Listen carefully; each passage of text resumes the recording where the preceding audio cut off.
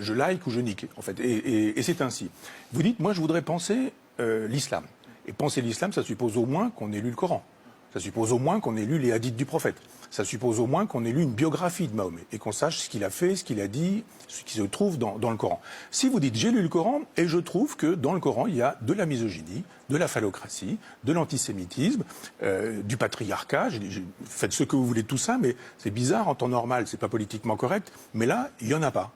Et simplement parce que les gens n'ont pas lu le Coran. Je dis vous avez le droit d'avoir un avis sur l'islam, mais autant faire que cet avis soit motivé. Donc lisez, travaillez, plutôt que de dire j'aime, j'aime pas. Si vous commencez à dire oui, il y a de quoi faire un islam républicain et laïque, mais il y a aussi de quoi faire un islam qui ne serait ni républicain ni laïque, dans un même livre, ce qui suppose l'interprétation.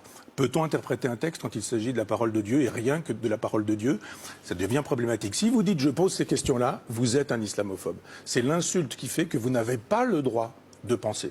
Interdit de penser. Quand on dit aujourd'hui menace sur les libertés, on ne peut plus boire un coup en terrasse, plus regarder les filles assises à la terrasse d'un café, manger au restaurant. Je dis mais les craintes sont plus importantes de voir la liberté régresser depuis une dizaine d'années. On ne peut plus penser aujourd'hui, c'est interdit de penser. Si vous ne pensez pas comme il faut penser, on vous met à la porte, on vous coupe vos crédits, on vous interdit, on vous insulte, on vous prive de services publics. Merci Laurent, vous me permettez, vous dérogez à la règle, mais je veux dire que il y a des endroits où je suis interdit. Et dès qu'on parle de moi, c'est pour dire nazi, fasciste, islamophobe, etc., etc.